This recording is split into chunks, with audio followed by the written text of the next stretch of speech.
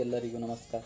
ಇವತ್ತು ನಾನು ಮಾತನಾಡುತ್ತಿರುವುದು ಬರೀ ಒಂದು ಸಿನಿಮಾದ ಬಗ್ಗೆ ಅಲ್ಲ, ಕನ್ನಡ ಚಿತ್ರರಂಗದ ಹಣೆಬರಹವನ್ನೇ ಬದಲಿಸಿದ ಒಂದು ಮೈಲಿಗಲ್ಲಿನ ಬಗ್ಗೆ. ಹೌದು, ಅದುವೇ ಚಾಲೆಂಜಿಂಗ್ ಸ್ಟಾರ್ ದರ್ಶನ್ ಅವರ ಚೊಚ್ಚಲ ಸಿನಿಮಾ ಮೆಜೆಸ್ಟಿಕ್. 2002ರಲ್ಲಿ ಈ ಸಿನಿಮಾ ರಿಲೀಸ್ ಆದಾಗ ಸ್ಯಾಂಡಲ್ವುಡ್ಗೆ ಒಬ್ಬ ಹೊಸ ಸುಲ್ತಾನ ಸಿಗುತ್ತಾರೆ ಅಂತ ಯಾರೂ ಅಂದುಕೊಂಡಿರಲಿಲ್ಲ. ಬನ್ನಿ, ಈ ಸಿನಿಮಾದ ಹಲವು ವಿಶೇಷತೆಗಳು ಇವತ್ತು ಮೆಲುಕು ಹಾಕೋಣ. ಈ ಸಿನಿಮಾದ ಕಥೆ ಶುರುವಾಗುವುದೇ ಬೆಂಗಳೂರಿನ ರಗಡ್ ಗಲ್ಲಿಗಳಲ್ಲಿ. ಅಡಿ ಎತ್ತರದ ಕಟೌಟ್ನಂತಿದ್ದ ಒಬ್ಬ ಹೊಸ ಹುಡುಗ ದಾಸ ಅನ್ನೋ ಪಾತ್ರದ ಮೂಲಕ ತೆರೆ ಮೇಲೆ ಬಂದಾಗ ಗಾಂಧಿನಗರವೇ ಬೆಚ್ಚಿ ಬಿದ್ದಿತ್ತು. ದರ್ಶನ್ ಅವರ ಆ ಗತ್ತಿನ ನಡಿಗೆ, ಕಣ್ಣಿನ ನೋಟ ಮತ್ತು ಆ ಕಂಚಿನ ಕಂಠ ಮೊದಲ ಸಿನಿಮಾದಲ್ಲಿ ಪ್ರೇಕ್ಷಕರ ಮನ ಗೆದ್ದಿತ್ತು.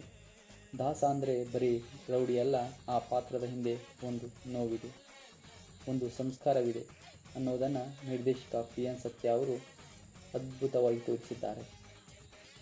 ಮೆಜೆಸ್ಟಿಕ್ ಅಂದ ಕ್ಷಣ ನಮಗೆ ನೆನಪಾಗುವುದು ರೌಡಿಸಮ್, ಆದರೆ ಈ ಸಿನಿಮಾದಲ್ಲಿ ಅಷ್ಟೇ ತೂಕದ ತಾಯಿ ಸೆಂಟಿಮೆಂಟ್ ಮತ್ತು ಫ್ರೆಂಡ್ಶಿಪ್ ಕೂಡ ಇದೆ. ತನ್ನನ್ನು ಸಾಕಿ ಬೆಳೆಸಿದವರು ತಂದೆ ತಾಯಿಯ ಕೊಲೆಗಡಕರು ಅಂತ ಗೊತ್ತಾದಾಗ ದಾಸ ಅನುಭವಿಸುವ ಆ ತೊಳಲಾಟ, ಆವೇಶ ಸಿನಿಮಾದ ಹೈಲೈಟ್. ಪ್ರೀತಿ ಮತ್ತು ಭೂಗತ ಲೋಕದ ನಡುವೆ ಸಿಕ್ಕಿ ಹಾಕಿಕೊಂಡ ಒಬ್ಬ ಯುವಕನ ಕತೆ ಇದು. ಇಂದಿಗೂ ಆ ಎಮೋಷನಲ್ ಸೀನ್ ನೋಡಿದರೆ ಕಣ್ಣು ಒದ್ದೆಯಾಗುತ್ತೆ. ಈ ಸಿನಿಮಾದ ಗೆಲುವಿನಲ್ಲಿ ಅರ್ಧ ಪಾಲು ಸಾಧು ಕೋಕಿಲ್ ಅವರ ಸಂಗೀತಕ್ಕೆ ಸಲ್ಲಬೇಕು. ಅಂದು ಬಿಡುಗಡೆಯಾದ ಮುದ್ದು ಮನಸ್ಸೆ ಪೆದ್ದು ಮನಸ್ಸೆ ಬುದ್ಧಿ ಇಲ್ಲದ ವಯಸ್ಸೆ, ಈ ಹಾಡು ಇಂದಿಗೂ ಪ್ರತಿಯೊಬ್ಬ ಪ್ರೇಮಿಯ ಫೇವರೇಟ್.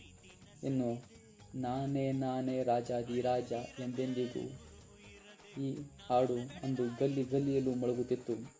ಬರೀ ಮೆಲೋಡಿ ಮಾತ್ರವಲ್ಲ, ಬ್ಯಾಕ್ಗ್ರೌಂಡ್ ಸ್ಕೋರ್ ಕೂಡ ಸಿನಿಮಾದ ಆ್ಯಕ್ಷನ್ ಸೀನ್ಗಳಿಗೆ ಜೀವ ತುಂಬಿತ್ತು. ದರ್ಶನ್ ಅವರ ಡೈಲಾಗ್ ಡೆಲಿವರಿ ಅಂದ್ರೇ ಒಂದು ಮಜಾ.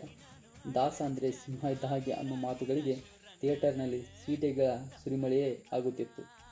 ಸ್ಯಾಂಡಲ್ವುಡ್ಗೆ ಒಬ್ಬ ಮಾಸ್ ಹೀರೋ ಅವಶ್ಯಕತೆ ಇದ್ದ ಸಮಯದಲ್ಲಿ ಮೆಜೆಸ್ಟಿಕ್ ಆ ಕೊರತೆಯನ್ನು ನೀಗಿಸಿತ್ತು. ಅಂದಿನಿಂದ ಇಂದಿನವರೆಗೂ ಡಿ ಬಾಸ್ ಅವರ ಕ್ರೇಜ್ ಬೆಳೆಯುತ್ತಲೇ ಹೋಗಲು ಈ ಸಿನಿಮಾ ಭದ್ರ ಬುನಾದಿ.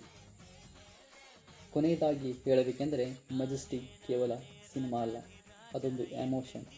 ಹೊಸ ನಟರು, ಹೊಸ ನಿರ್ದೇಶಕರು ಸೇರಿ ಮಾಡಿದ ಈ ಸಾಹಸ ಇಂದು ಇತಿಹಾಸ ಪುಟ ಸೇರಿದೆ. ಇತ್ತೀಚೆಗೆ ಈ ಸಿನಿಮಾ ರಿಲೀಸ್ ಆದಾಗಲೂ ಸಿಕ್ಕ ರೆಸ್ಪಾನ್ಸ್ ನೋಡಿದರೆ ಜನ ಈ ಸಿನಿಮಾವನ್ನು ಎಷ್ಟು ಪ್ರೀತಿಸುತ್ತಾರೆ ಅಂತ ಗೊತ್ತಾಗುತ್ತೆ.